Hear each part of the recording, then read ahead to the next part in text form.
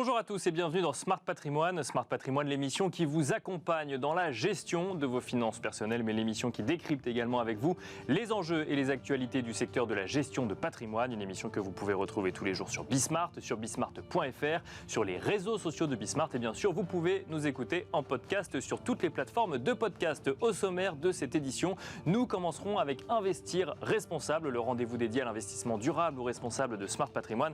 Et en l'occurrence, nous reviendrons sur un modèle de SCPI un peu particulier porté par Sogenial, une SCPI qui s'appelle Cœur d'Avenir, qui a été créée sous forme de fonds de partage. Nous en parlerons dans un instant avec Jean-Marie Souclier, président de Sogenial Immobilier. Nous enchaînerons ensuite avec Enjeu Patrimoine consacré au crowdfunding immobilier, puisque le 10 novembre prochain, dans quelques jours, sera la date limite pour la demande d'agrément PSFP pour les sociétés de crowdfunding en France mais aussi en Europe. Nous en parlerons donc avec Florence de Maupoux, directrice de Finances Participative France, mais aussi avec Vincent Hainaut, président de Before-Deal. Nous demanderons notamment ce que cela change pour les plateformes françaises et surtout où est-ce qu'on en est à quelques jours de la date limite. Et puis enfin, dans la troisième partie de l'émission, dans l'œil du CGP, nous aurons le plaisir de recevoir Patricia Lacoste, PDG du groupe Prévoir. Nous reviendrons sur la manière qu'ont les Français d'aborder l'assurance emprunteur alors que la loi Lemoine a à présent un peu plus d'un an. Nous en parlerons dans quelques instants. Et c'est parti pour Investir responsable, le rendez-vous dédié à l'investissement durable ou responsable dans Smart Patrimoine. Nous avons le plaisir de recevoir sur le plateau aujourd'hui Jean-Marie Souclier. Bonjour Jean-Marie Souclier. Bonjour Nicolas. Bienvenue sur le plateau de Smart Patrimoine. Vous êtes président de Sogenial Immobilier qui a lancé une SCPI qui s'appelle Cœur d'Avenir, liée à l'enfance, aux adolescents et aux étudiants, mais avec une forme un peu particulière pour une SCPI puisque c'est sous la forme d'un fonds de partage. Expliquez-nous ce que c'est qu'un fonds de partage quand on parle d'investissement immobilier, puisque c'est le cas d'une SCPI. Alors un fonds de partage, tout le monde connaît un peu la thématique. La thématique, c'est de partager finalement la création de valeur et de partager la valeur. Donc dans le cas d'une SCPI, c'est sur un format un petit peu particulier peut-être par rapport à d'autres fonds. Ça se fait à deux niveaux. Ça se fait d'abord et principalement, d'ailleurs il n'y a pas forcément de règles, mais premièrement par la société de gestion qui choisit elle-même, et nous c'est le choix qu'on a fait, de donner une partie de ses frais de gestion à des associations. D'accord. Donc nous, on donne 30% de nos frais de gestion de la SCPI Cœur d'Avenir à des associations qu'on a sélectionnées, qui sont des associations reconnues d'utilité publique ou des fondations. Et puis on propose également aux porteurs de parts d'avoir un geste en nous accompagnant, en accompagnant finalement ce que nous on fait, de se rentrer vraiment dans cette thématique et de donner une partie de leurs dividendes à ces mêmes associations, selon le montant qu'ils veulent en termes de dividendes, le pourcentage qu'ils veulent, et évidemment la répartition qu'ils souhaitent entre les associations. S'il y a une association qui leur parle plus qu'une autre, ils peuvent donner à une seule ou choisir de donner aux deux dans le pourcentage qu'ils souhaitent. Donc en fait, on reste sur un fonctionnement quand même SCPI classique avec pour objectif d'avoir du rendement à la fin. Ça ne change pas pour le coup. Simplement, chacun accepte finalement de faire un pas de côté pour donner une partie de ce qu'il aurait gagné, vous en tant que professionnel de l'investissement et le futur actionnaire de la SCPI en tant qu'actionnaire de la SCPI pour ensuite reverser à des associations. C'est ça, on peut donner le nom des associations. Je crois qu'on parle du Rire du médecin et de SOS Village d'enfants, c'est ça ? Exactement, le Rire médecin qui accompagne les enfants à l'hôpital pour leur permettre de rire, de s'amuser, d'oublier un peu leur insouciance, de garder leur insouciance d'enfant et d'oublier les soucis de l'hôpital. Et puis SOS Village d'enfants qui va travailler beaucoup à conserver les fratries quand les enfants sont retirés à leurs parents. On essaye d'habitude, on sépare les garçons, les filles, les différentes classes d'âge. Là, l'idée, c'est essayer de les placer ensemble, une même fratrie, pour qu'ils conservent ce lien familial, même s'ils ne sont plus avec leurs parents. Et je reviens sur ce que vous disiez avant. Alors, dans le fonds de partage de la SCPI, c'est un choix du porteur de part et c'est une obligation de la société de gestion. D'accord. La société de gestion s'oblige à donner, et on le fera, c'est évidemment, quand j'ai une obligation, c'est notre engagement de le faire, on va le faire. Et après, on propose à tous les porteurs de part de donner une partie de leurs dividendes, mais c'est absolument pas une obligation. C'est un choix de leur part. Et en effet, dans ce cas, on est finalement très proche d'une SCPI classique. On est très proche parce que finalement, notre métier, c'est d'acheter un patrimoine immobilier, de le gérer, donc d'encaisser des loyers, de redistribuer ces loyers pour le compte des porteurs de part. Donc ça, c'est toute la partie SCPI classique. Quand je dis qu'on est proche et qu'on a quand même une petite différence, c'est qu'on essaie d'être quand même dans des thématiques d'investissement qui ont un peu plus d'impact sociétal. C'était la question que j'allais vous poser, c'est est-ce que du coup, du fait de cet engagement, notamment vis-à-vis de l'enfance dans le fonds de partage, est-ce que ça rejaillit également sur les choix que vous allez réaliser en termes d'investissement ? Ça rejaillit assez naturellement puisque finalement l'avenir, le cœur d'avenir et notre avenir, c'est l'enfance. Donc la thématique qu'on a choisie, c'est la jeunesse, c'est finalement le 0-25 ans et c'est investir finalement dans de l'immobilier qui va lui être dédié. Donc ça peut être très jeune avec des crèches, ça peut être des établissements d'enseignement, ça peut être de l'hébergement plus tard quand on est étudiant. Et puis ça va être tout l'écosystème qui est lié finalement à l'enfance.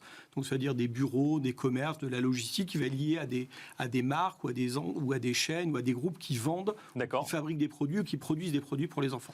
Donc est-ce qu'on pourrait appeler ça une SCPI diversifiée mais thématique quand même ? Alors on est dans diversifié thématique et c'est peut-être un peu une nouveauté sur cette SCPI, c'est que finalement on est diversifié en termes de sous-jacent immobilier. Bien sûr. Alors quand on parle de thématique, d'habitude c'est plutôt par rapport au sous-jacent immobilier. Complètement, oui. Sauf que là la thématique c'est l'enfance. Et on a une thématique qui est plus économique et qui est plus sociétale qu'est l'enfance. Donc on a vraiment, c'est peut-être en effet comme vous le dites, et merci pour le terme, une des premières SCPI diversifiées thématiques ou thématiques diversifiées. Alors un mot peut-être... en lien avec la SCPI Cœur d'Avenir, mais peut-être aussi en face au marché immobilier aujourd'hui. On a pu suivre effectivement ce qui s'est passé vis-à-vis d'un certain nombre de SCPI depuis le début de l'année, les questionnements qu'on peut avoir sur le marché immobilier, en tout cas sur certaines classes d'actifs au sein du marché immobilier, quand on lance une SCPI qui va aller investir autant dans des crèches que dans du commerce, que dans du bureau et qui va effectivement diversifier. Comment est-ce qu'on aborde le moment tel qu'il est actuellement ? C'est le moment de faire des affaires peut-être ? Il y a des opportunités ou au contraire ça appelle à la prudence ? Alors nous, on l'aborde très sereinement. On l'aborde avec optimisme et prudence, parce que je pense qu'il faut toujours garder ces deux schémas dans l'investissement. La prudence, parce qu'il faut faire attention à comment on investit, choisir les bons investissements. Et l'optimisme, parce que comme vous le dites, aujourd'hui, il y a des très beaux dossiers à faire, il y a des belles opportunités. On voit bien évidemment, ce qui chahute le marché aujourd'hui, c'est qu'on a des baisses de valorisation des actifs. Bien sûr. C'est-à-dire qu'on achète les actifs moins chers, donc avec plus de rendement. Donc il y a des belles opportunités à saisir quand on a du cash à investir, que ce soit sur les fonds existants ou sur des nouveaux fonds. Et tout ça, il faut toujours le faire avec prudence, puisqu'on gère l'argent des autres, on gère un placement de très long terme. Et je pense que c'est ce qu'on oublie un petit peu aujourd'hui dans tout ce qu'on entend, c'est qu'en fait, l'immobilier, c'est un placement de long terme. Finalement, c'est pas parce qu'on s'aperçoit que l'appartement qu'on a acheté où on habite a perdu 10% qu'on va le vendre et déménager pour en acheter un autre. Je veux dire, on va rester dedans, puis on va attendre de voir ce qui se passe. Et bien, un placement immobilier de long terme, c'est la même chose qu'il faut faire. C'est pas parce qu'on voit que ça fluctue un peu qu'il faut dire j'arbitre tout de suite, c'est pas grave si j'ai perdu un peu. Non, il faut voir du long terme. C'est-à-dire que souvent, on a gagné pendant longtemps. Là, ça baisse un petit peu, mais on a toujours gagné. Bien sûr. Et il faut rester dans cette logique de dire qu'on est sur de longue vision. Alors, on entend aussi souvent, quand on parle effectivement des baisses de valorisation, un certain nombre de professionnels nous dire « oui, non, mais c'est surtout le bureau, et c'est surtout le bureau d'avant ». Alors, effectivement, là, vous nous dites que vous allez continuer à investir dans le bureau. Comment est-ce qu'on aborde spécifiquement cette thématique ? On va essayer d'acheter déjà dans le bureau d'aujourd'hui. D'accord. Ouais, c'est ça. Non, en fait, ce qu'on voit, ce qui a beaucoup bougé et ce qui est le plus impacté aujourd'hui, c'est les bureaux ce qu'on appelle les plus prime, des meilleures qualités, donc les grandes artères parisiennes, bien évidemment, Champs-Élysées, Avenue Montaigne, tout ce quartier central des affaires. C'est tous les centres-villes des grandes villes de province. C'est tout l'immobilier qui a gagné le plus d'argent ces dernières années, parce que les taux de rendement sont très comprimés. Et aujourd'hui, ils se décompriment. Donc forcément, quand on a des taux de rendement qui étaient à 3, 3,5, 4%, et qu'on passe même à 3 ou à 4%, en fait, on a 25-30% de décote. Oui. Alors même que c'est le bureau qui intéresse aujourd'hui, c'est-à-dire que c'est le seul qui intéresse encore, si je puis dire, aujourd'hui. Non, je pense que beaucoup d'actifs aujourd'hui intéressent, mais le bureau, c'est la plus grande profondeur de marché, finalement. Oui, non, je veux dire le bureau de cœur de ville. Le bureau de cœur de ville, non, c'est pas le seul qui intéresse, parce que nous, par exemple, nous et d'autres acteurs, on est très focalisés sur du bureau qui est en province, donc qui est déjà pas à Paris, pas sur ses actifs les plus chers, qui est en province, mais pas dans les centres-villes, pour avoir des taux de rendement qui soient acceptables, pour servir des bonnes distributions. Donc finalement, on va être plus en périphérie, on va être plus avec des PME locales, quelques grandes sociétés ou des comptes de l'État, Pôle emploi, Banque de France, choses comme ça, qui vont louer ces bureaux pour s'installer. Mais on va aussi avoir beaucoup de PME locales qui vont s'installer, qui vont gérer, qui vont prendre ces bureaux, qui vont être, eux, beaucoup plus fiables dans le temps et beaucoup plus fidèles. C'est intéressant parce que c'est pas le discours de tout le monde, mais vous dites que ce bureau-là a aussi un avenir, qu'il ne faut pas effectivement considérer que c'est simplement dans le triangle d'or parisien qu'on trouvera des bonnes affaires en matière d'immobilier de bureau. On va trouver des très bonnes affaires dans ces actifs-là, parce que des très bonnes affaires quand les taux ont rebaissé dans quelques années. Bien sûr. C'est encore une fois de l'investissement de long terme. Et on a des bonnes affaires classiques à faire et toujours des bonnes affaires à faire en périphérie, puisque bien évidemment à ces endroits-là aussi les taux ont un peu décompressé, et du coup il y a des actifs à acheter. Puis il y a des gens qui aujourd'hui, c'est toujours un phénomène classique de marché, qu'il soit boursier, qu'il soit immobilier, c'est qu'à un moment il y a des gens qui ont besoin de vendre. Donc là, ça fait 2 ans, 1 an et demi, 2 ans qu'ils attendent. et ben, quand ils vont avoir vraiment besoin de vendre, nous, on sera là pour peut-être rafler la mise. C'est pas une belle image, mais on sera non, mais bien sûr, pour se positionner et faire des bonnes affaires à nos porteurs de parts. Merci beaucoup Jean-Marie Souclier d'être venu sur le plateau de Smart Patrimoine. Alors nous parler évidemment de cette SCPI Cœur d'Avenir adossée, donc enfin créée d'ailleurs sous forme de fonds de partage, mais aussi de partager avec nous votre compréhension des dynamiques en matière de marché immobilier à l'heure actuelle. Je rappelle que vous êtes président de Sogénial Immobilier. Merci beaucoup. Merci. Et quant à nous, on se retrouve tout de suite dans Enjeu Patrimoine.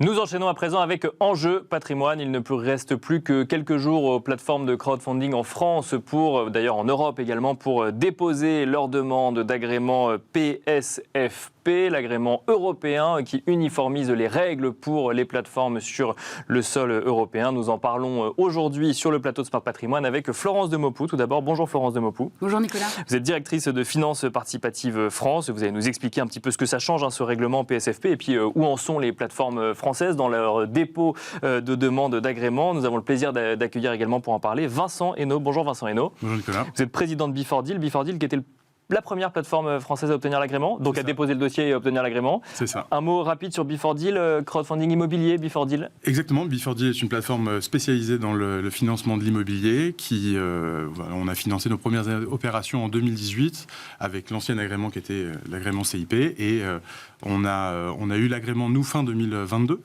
pour le PSFP, donc on a maintenant presque 12 mois d'antériorité sur cet agrément. Et alors, ça a changé quelque chose d'avoir PSFP avant la date butoir ou de toute façon ça se jouera après le 10 novembre ? Non, ça a forcément changé un certain nombre de choses dans la façon dont on opère.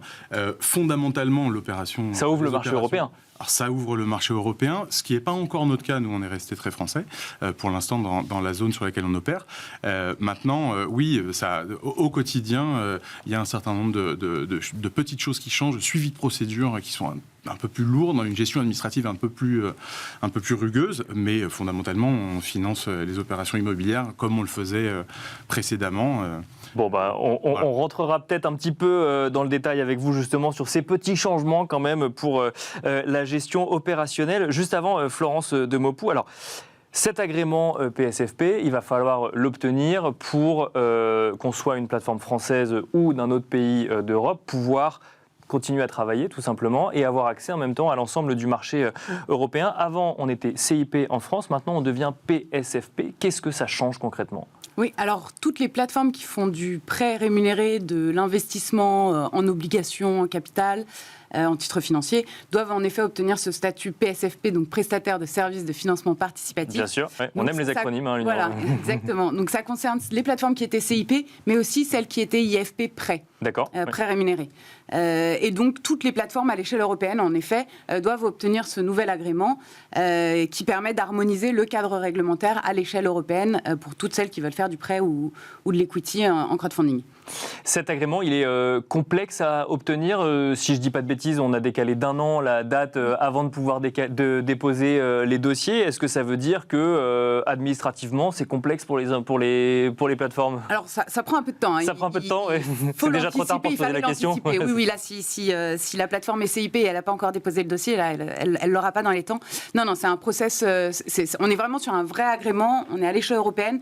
Donc, forcément, ça implique pas mal de changements, pas mal de process en termes de conformité, de contrôle interne, de procédures à mettre en place qui ne sont pas anodines. Et les plateformes, il y en a quand même pas mal qui ont déposé leur dossier déjà il y a 1 an.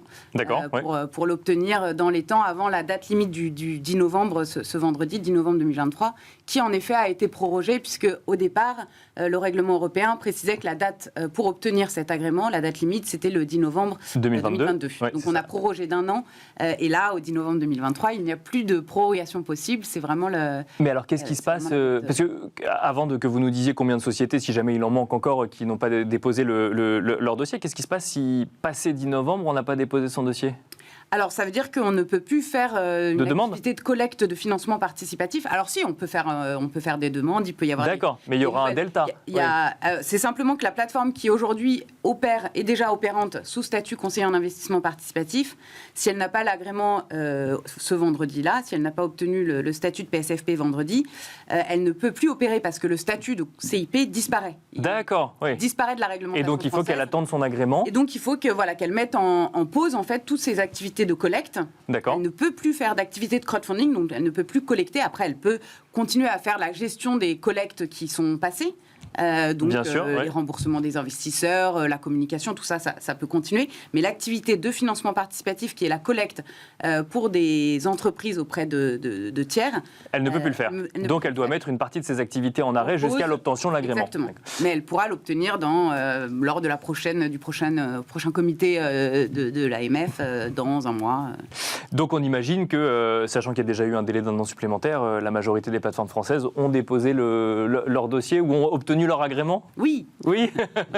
Non, il y a aujourd'hui de plateformes qui ont officiellement le statut de prestataire de services de financement participatif qui sont renseignées sur le site de l'autorité des marchés financiers. Il y a 21 plateformes françaises qui ont le statut. Il y en a encore une grosse dizaine qui devraient l'obtenir, une quinzaine je pense, qui devraient l'obtenir d'ici la fin de la semaine. Ça veut quand même dire qu'il y a une très grosse dizaine qui devront mettre leur activité en pause parce qu'elles ne l'auront pas obtenue dans les temps. Chez Bifordi, le 10 novembre, le 11, alors le 11 c'est peut-être un samedi, le 12 un dimanche, mais le 13 ça ne changera rien pour vous, vous pourrez continuer votre activité. Exactement. Nous, ça ne changera rien. Alors, il faut savoir que nous, on est aussi ouvert le week-end. D'accord, très bien. On interagit avec les investisseurs. Donc, dès le 11. Donc, dès le 11. Non, nous, on fonctionne déjà sous ce cadre réglementaire, donc, je le disais, depuis un an. Et donc, pour nous, la date ne va pas changer grand-chose. On a été très interrogatifs, justement, pour savoir combien de plateformes allaient suivre le mouvement et être au rendez-vous. Ouais. Bon, la grosse majorité le sont quand même. Donc, ça, c'est plutôt une bonne nouvelle. Sinon, on se serait posé pas mal de questions chez Bifordi. Mais non, c'est une bonne nouvelle. Nous, ça ne change pas grand-chose. Encore une fois, on est déjà calé depuis un moment sur les contraintes que nous impose le cadre réglementaire. Donc... Justement, alors là, vous êtes calé depuis un an, mais il a fallu mettre en place un certain nombre de choses pour répondre à des règles de conformité, notamment au niveau de l'Union européenne. Ça a changé beaucoup de choses dans votre organisation en interne. Ça peut changer beaucoup de choses dans une structure de crowdfunding aujourd'hui ? Oui, ça peut changer des choses. La première chose, déjà, c'est que pour avoir l'agrément, il a quand même fallu fortement se mobiliser pour répondre justement à tous les objectifs. Avoir une cartographie de gestion des risques avec toute son amplitude, c'est quand même un travail. Être capable de les suivre au quotidien, c'est aussi un travail. Et là, pour le coup, ça rentre dans le travail quotidien, donc c'est une charge supplémentaire. Donc il faut recruter pour être agréé PSFP ? Il faut surtout s'organiser correctement. Alors, recruter, c'est possible que oui, si les volumes sont importants, mais il faut surtout revoir un peu son organisation. Il y a des petites notions qui paraissent comme ça, un peu, qui passent inaperçues, mais le fait d'avoir pour obligation de pouvoir donner l'information 7 jours avant l'ouverture de la collecte, ça nécessite aussi une anticipation, même avec les porteurs de projets, qui n'étaient pas forcément prises auparavant. Donc voilà, il y a donc donner une information aux futurs investisseurs Voilà, être capable de donner aux investisseurs ou aux régulateurs 7 jours avant le démarrage de la collecte l'ensemble des informations légales et opérationnelles d'une opération, ça c'est quelque chose qui est nouveau dans ce cadre. 7 jours avant, on ne les avait pas quand on était plateforme de crowdfunding ? Si on les avait, après c'est peut-être juste le fait de pouvoir les rendre intelligibles pour... Non, alors ça dépend des plateformes, encore une fois, toutes les plateformes n'ont pas la même modus operandi, mais nous, on a toujours essayé de faire en sorte qu'il y ait au moins 5 jours avant l'information disponible des investisseurs, ne serait-ce que pour déjà comprendre dans quoi on va investir. Bien sûr. Mais c'est vrai que jusqu'alors, il y avait encore des plateformes qui étaient capables de communiquer, soit de façon discrétionnaire, soit très tardivement, et avec pour autant des rythmes de collecte très rapides, ce qui mettait l'investisseur dans une position un peu délicate, c'est-à-dire à avoir envie d'investir, sans trop savoir vraiment dans le détail dans quoi ils allaient investir, et de devoir réagir en moins de 24 heures. Donc ça, c'était déjà une première chose. La deuxième petite chose qui change, c'est qu'on a aujourd'hui une obligation donner un délai de rétractation de 4 jours aux investisseurs dits non avertis. Je ne vais pas rentrer dans le détail, mais ce qui représente quand même une part très importante des investisseurs. Et donc, c'est 7 jours avant, plus ces 4 jours potentiellement avec des retraits après, oui, ça impacte un peu les façons de faire. Donc il faut anticiper. On en parlait avant l'émission, Vincent Hainaut, il y a également aussi ce sujet de cette limite de 5 millions d'euros sur les projets immobiliers, effectivement, qui maintenant va être appliqué à tous les acteurs, Florence Demopou. Tous les acteurs en Europe, maintenant, ne pourront pas financer des projets immobiliers en tant que plateforme de crowdfunding quand ça va au-delà de 5 millions d'euros. Oui, ou des projets immobiliers ou autres. Ou autres, effectivement. C'est sûr que c'est ceux qui les atteignaient, c'était plus dans l'immobilier, mais ou autres. Immobilier, énergie renouvelable, c'est vrai que c'est les deux secteurs qui étaient capables de de mobiliser plus de 5 millions d'euros sur un projet. Et là, en effet, alors c'est une étape, enfin une marche en plus pour toutes les plateformes qui faisaient du prêt rémunéré, parce que la limite était à 1 million d'euros, donc là on passe à 5 millions. Ouais. Mais en effet, toutes les plateformes qui étaient conseillées en investissement participatif et qui proposaient de l'obligataire ou de l'equity sur des projets à plus de 5 millions, qui pouvaient aller jusqu'à 8 millions d'euros, il y a un petit rétro-pédalage, parce qu'elles ne peuvent lever que jusqu'à 5 millions d'euros par porteur de projet sur 12 mois. Et alors, celles-là, comment est-ce qu'elles font? Comment est-ce qu'elles s'organisent? Est-ce qu'on a vu des changements d'activité ou autre?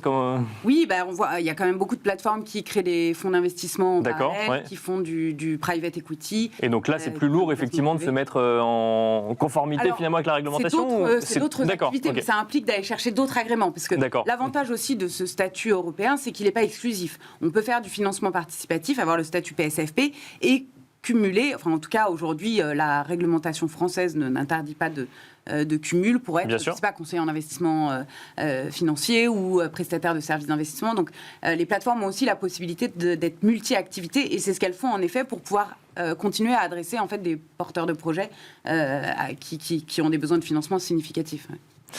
Un mot peut-être effectivement sur, alors donc le 10 novembre c'est dans quelques jours, à quoi va ressembler l'écosystème demain? Est-ce que ce sera un écosystème européen puisqu'ils seront tous sur le même agrément, ou on aura quand même une dynamique française? Est-ce qu'on a quelques projections sur cet écosystème? Alors force est de constater qu'aujourd'hui ça reste quand même assez franco-français. D'accord, il y a très peu de plateformes dans leur demande d'agrément PSFP sur les 21.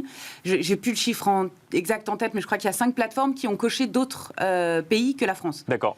Donc ça fait... Cocher ou parce qu'elles y sont déjà présentes ou parce qu'elles ont l'intention d'y être demain? Soit parce qu'elles sont déjà présentes, soit parce qu'elles voient des opportunités. Peut-être que c'est aussi dû, non pas à une non-volonté d'aller à l'Europe, mais plutôt à une difficulté d'obtenir l'agrément PSFP et de vouloir simplifier la demande d'agrément aussi. Parce que c'est vrai que plus on veut faire d'activités, plus on veut faire du financement participatif dans différents pays, plus potentiellement la demande d'agrément sera laborieuse. D'accord. Donc, sans doute que c'est par simplicité où elles se sont dit dans un premier temps on va demander le PSFP pour la France et on verra après. Mais aujourd'hui les plateformes françaises sont quand même très franco-françaises. Il y a peu de plateformes. Le marché semble s'autosuffire et il y a peu de plateformes qui sont allées explorer d'autres pays européens. Donc là ça donne des possibilités, mais je pense qu'on le verra. C'est un peu tôt. Oui, je pense qu'on le verra dans un deuxième temps. Vincent Hainaut, une envie d'Europe chez Before Deal ou au-delà de l'agrément, il est compliqué d'aller dans d'autres pays européens aujourd'hui? Alors il y a deux sujets en réalité sur la logique européenne. Il y a un sujet réglementaire. Il est vrai qu'il est plus facile de demander son agrément PSFP dans sa zone d'activité principale, en l'occurrence la France pour Before Deal, et d'aller chercher derrière les extensions, à savoir quand même que même si le processus est simplifié si on veut aller dans d'autres pays, il y a quand même une passe d'armes entre guillemets à faire avec les régulateurs locaux. Donc c'est une charge de travail complémentaire. Il y a un deuxième aspect et qui est non négligeable, c'est que on le voit bien, tout ça a pour objectif de professionnaliser les acteurs qui opèrent en financement participatif, et c'est une bonne chose parce que ça permet aux investisseurs de s'adresser à des plateformes qui sont plus structurées, plus encadrées et qui normalement vont dans le sens de la défense de l'investisseur. En ce qui concerne l'immobilier, travailler en Allemagne, travailler en Espagne, travailler en Italie, opérationnellement parlant, ce n'est pas le même sujet. Bien sûr. La façon dont l'immobilier, entre guillemets, fonctionne en France et où les garanties fonctionnent en France ne sont pas nécessairement la même façon de faire. Et donc, se professionnaliser, c'est bien. Avoir un nouvel agrément, c'est important. Mais il faut aussi être capable de gérer son métier de façon opérationnelle sur une nouvelle zone géographique. Et ça, c'est aussi un autre... Et ça, c'est plus compliqué. Merci beaucoup, Vincent Hainaut, président de Before Deal. Merci, Florence Demopou, directrice de Finance Participative France. Merci à tous les deux. Et quant à nous, on se retrouve tout de suite dans l'œil du CGP. Et c'est parti pour l'œil du CGP. Nous allons tenter de comprendre ensemble quel est le rapport des Français à l'assurance emprunteur un peu plus d'un an après l'entrée en vigueur de la loi Lemoine. Et pour cela, nous avons le plaisir de recevoir sur le plateau de Smart Patrimoine Patricia Lacoste. Bonjour Patricia Lacoste. Bonjour. Vous êtes PDG du groupe Prévoir. Alors effectivement, depuis un peu plus d'un an, les Français peuvent changer d'assurance emprunteur quand ils le souhaitent. Est-ce qu'ils l'ont fait ou est-ce qu'ils ont l'intention de le faire ? Alors, d'abord, 2 minutes sur Prévoir. Prévoir, c'est un groupe d'assurance familiale, indépendant, centenaire.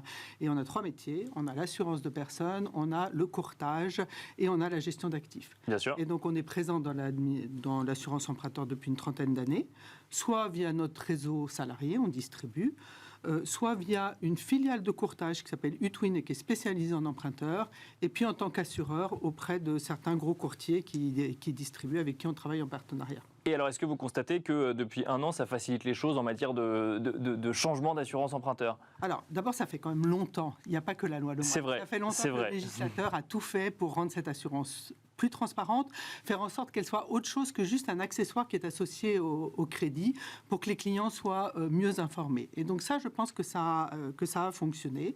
C'est-à-dire qu'aujourd'hui, les clients sont mieux informés. Nous, on a fait une enquête auprès des consommateurs et ça dit qu'à plus de 80%, ils savent qu'on peut changer d'emprunteur quand on veut. C'est quand même énorme. Bien sûr. Et il y a 83% qui disent « nous, on est prêt à changer ». On est prêt à changer pour faire des économies et on sait qu'on peut faire des économies qui peuvent aller jusqu'à plus de 5 000 €. Donc ça, c'est déjà un gros acquis, je pense, de toutes ces lois. Après, ils disent, bon, on est prêt à changer, on est prêt à comparer à 50% des cas, mais par contre, on a un frein, c'est qu'on a peur de la complexité et donc on veut être accompagné. D'accord. Donc ça, c'est ce qu'on fait, nous, vraiment, chez Utwin et à Prévoir, c'est d'essayer de les accompagner pour simplifier les formalités. Alors, je reviens sur la loi Lemoine, qui est la dernière. Oui, bien sûr. dernière date, hein, Qui, elle, permet de changer à tout moment, contrairement aux autres lois qui Voilà. permettaient de changer à des dates anniversaires. Exactement. Donc, elle avait deux choses principales. Elle permet de changer à tout moment son assurance emprunteur. Et la deuxième chose, c'est qu'elle dispensait des formalités médicales pour les prêts qui étaient les petits prêts, enfin les prêts inférieurs à 200 000 €, à condition d'avoir remboursé avant 60 ans. Bien sûr. Donc, normalement, c'était fait pour faciliter ça. Aujourd'hui, je pense que c'est un peu difficile de savoir quel est l'effet réel de la loi Lemoine, parce qu'entre-temps, il y a eu l'augmentation des taux d'intérêt Bien sûr. et une baisse considérable des crédits. Au fond, cette assurance emprunteur, elle suit le marché de l'immobilier. En 1 an, là, on est à peu près sur une chute de 40% des crédits immobiliers. On le sait, il y en a partout dans la presse. Bien sûr, oui. Il y a moins de crédits. Donc, quand il y a moins de crédits, Il y a moins d'assurance. d'assurance emprunteur. Et donc, c'est un peu difficile de dire aujourd'hui, est-ce que la loi Lemoine a vraiment changé les choses ou pas, quoi. Voilà. Est-ce que pour autant, c'est pas un élément à prendre en compte justement quand on voit une chute des crédits ou des taux qui sont un peu plus élevés et donc on peut emprunter un peu moins? Cet argument de négociation de l'assurance emprunteur ne rentre pas en compte, ou à l'inverse, comme les taux sont plus élevés, les taux de crédit immobilier sont plus élevés, on voit moins l'impact de l'assurance emprunteur? Moi, je crois qu'avec la hausse des taux, avec l'inflation, de toute façon, on a tous un sujet de pouvoir d'achat. Et l'assurance emprunteur, c'est une belle occasion de faire baisser le coût globalement de son crédit et de son assurance. Bien sûr. Et donc moi, si j'avais 2 conseils à donner aux consommateurs, c'est 2 choses. La première, c'est de dire, regardez bien votre contrat en assurance emprunteur, regardez bien les garanties, regardez bien les exclusions. Et ça, on le dit à qui? À ceux qui vont souscrire un crédit ou à tout tous? le monde. À tout le monde, À d'accord. ceux qui vont souscrire et à ceux qui ont déjà souscrit. D'accord, oui. Voilà. Quel est votre contrat d'assurance?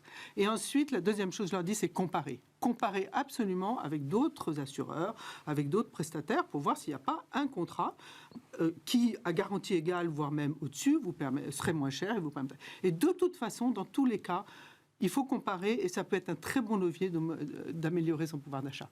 Merci beaucoup Patricia Lacoste de nous avoir accompagnés dans Smart Patrimoine et plus spécifiquement dans l'œil du CGP. Je rappelle que vous êtes PDG du groupe Prévoir. Merci beaucoup. Merci. Merci à vous de nous avoir suivis et je vous donne rendez-vous très prochainement sur Bismart.